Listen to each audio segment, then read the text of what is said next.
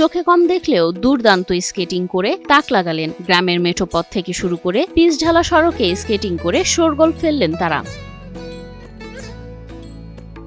মোবাইলে ভিডিও দেখে গ্রামের উঁচু নিচু রাস্তায় শিখেছেন স্কেটিং। অল্প কিছু দিনের মধ্যেই ভাইরাল বনে গেলেন যমজ দুই ভাই সাকিব হাসান ও রাকিব হাসান। তো আমাদের ভিডিও জগতে আসার আগে আমরা আরো 6 মাস আগে স্কেটিং করা শিখছি। তো 3 বছর বয়স হয়ে গেছে আমাদের স্কেটিং চালানো। দেখছি আর কি, অনলাইনে ভিডিও দেখছি, দেখার পরে আর কি দেখে আর কি শিখছি আর কি। তখন তার ওরকম কেউ ছিল না এদিকে আমাদের এলাকায় পাশে।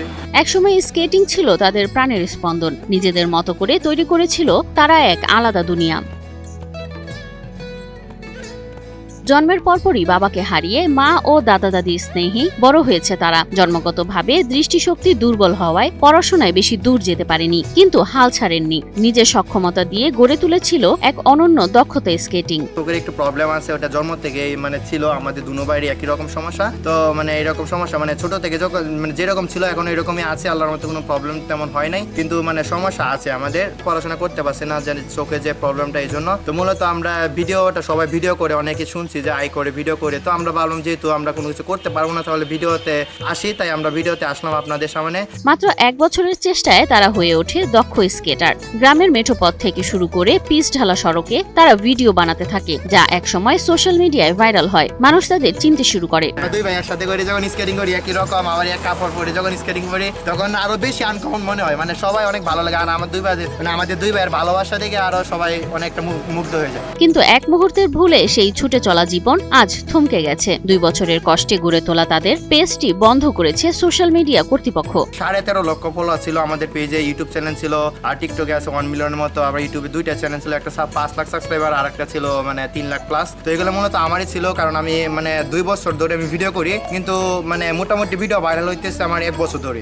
সম্প্রতি তাদের তৈরি একটি ভিডিও সবকিছু পাল্টে দেয়। সেই ভিডিওতে দেখা যায় একটি ভ্যানে বসা এক মেয়েকে উত্ত্যক্ত করা হচ্ছে। ভিডিওটি মুহূর্তেই ভাইরাল হয়ে যায় এবং সৃষ্টি করে তীব্র বিতর্ক। সমাজে প্রশ্ন ওঠে, ক্ষোভ ছড়িয়ে পড়ে। পুলিশ ও স্থানীয় প্রশাসনের নজরে আসে বিষয়টি। কথা বলতে আমি আরেকজনকে দেখে করছিলাম, কিন্তু আমারটা যে এত ভাইরাল হয়ে যাবে অথবা সমালোচনা হয়ে যাবে এটা আমি কখনো কল্পনা করি নাই। আর বিশেষ করে আমি ভিডিও কিন্তু ফানি ভিডিও করছিলাম। আমি কমেন্ট বক্সে লিখে দিয়েছিলাম যে ভিডিওটা একটু সিরিয়াস নেবেন না, কারণ ওটা ছেলে, ভিডিওটা শুধু বিনোদনের জন্য করা হয়েছে। পরে জানা যায় ভিডিওটি ছিল নাটকীয় দৃশ্য, যেখানে ভ্যানে বসা সেই তরুণী আসলে এক কিশোর। নাম তার হানিফ হাসান। তাকে মেয়ে সাজিয়ে উক্ত ভিডিওটি তৈরি করা হয়। ছেলে না মেয়ে আপনারা তো অনেক বিভ্রান্ত ছড়াইছেন যে আমরা মেয়েকে ইপটিজিং করছি রাস্তায়, তো ওটা স্বাভাবিক আপনারা বলছেন। তো আসলে এটা আমি প্রকাশ করতেছি যে ওটা ছেলে না মেয়ে। তো এই যে দেখুন, আগে এটা প্রকাশ করি, পরে পাখিটা হচ্ছে এই যে দেখুন এগুলো ফেলা না, এগুলো তবুও এমন সংবেদনশীল বিষয় নিয়ে কন্টেন্ট তৈরি করাটা ছিল ভয়াবহ ভুল। এই ঘটনার পর থেকেই নেত্রকোনার পূর্বধলা উপজেলার নারায়ণডহর গ্রামের সাকিব ও রাকিব চরম মানসিক চাপে। এরকম ভাবে ভিডিও করাটা ঠিক হয় না, আমরা এটা ভুলটা বুঝতে পারছি। আর এলাকাবাসী আমাদেরকে অনেক শাসন করছে, আইনগতভাবে একটু অনেক শাসন হয়েছে। তো সবার কাছে ক্ষমা চাই, এটাই হচ্ছে আমাদের বলার। সিলভার টিপ কন্ট্যাক্টে তৈরি নিরাপদ ও নান্দনিক ক্লিক সুইচ। ক্লিক সুইচ, নির্ভরতা জীবন জুড়ে। একসময় যাদের স্কেটিং দেখে মানুষ হাসতো, এখন তাদের দিকে ওঠে প্রশ্নের চোখ। তবে তারা নিজেদের ভুল স্বীকার করেছেন, দেশবাসী বা নারী সমাজের কাছে প্রকাশ্যে ক্ষমা চেয়েছেন। তো আমি কিন্তু 2000 রিলস আপলোড দিয়েছি, তো তার মাঝে এই ভিডিওটা একটু সমস্যা হয়ে গেছিল। আমিও বুঝতে পারি না, মানুষের জীবনে তো ভুল হয়। তো আমার এরকম একটা ভুল হয়ে গেছে। তো ছোট ভাই হিসেবে আমাকে সবাই ক্ষমা দৃষ্টিতে দেখবেন। আর জীবনে আমি এরকম টাইপের কোনো ভিডিও করব না। উক্ত ঘটনায় তাদের পরিবার ও এলাকাবাসী বলছেন, সাকিব ও রাকিব কখনো অন্যায় কাজে জড়ায়নি। শুধু এক মুহূর্তের ভুল সিদ্ধান্তেই আজ তারা হারিয়েছে সম্মান, হারিয়েছে স্বপ্ন। টিজিং বা চিরতাহানি এরকম কোনো বিষয় না।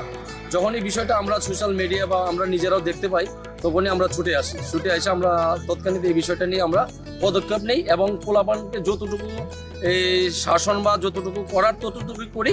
আমরা শুধু সমাজ থেকে জানি যে এই ছেলে বিয়ে ভালো, বিয়েটা চুক্তি দেয় না, স্কুলে হলে আর করতে না, এটা আমরাও ভালো জানি। স্কেটিং এ ছুটে চলা দুই ভাইয়ের জীবন আজ থেমে গেছে এক ভাইরাল ভিডিওর আড়ালে। তাদের গল্প এক কঠিন শিক্ষা। সামাজিক যোগাযোগ মাধ্যমে খ্যাতি যত দ্রুত আসে, ভুল করলে তত দ্রুতই তা নিভে যায়।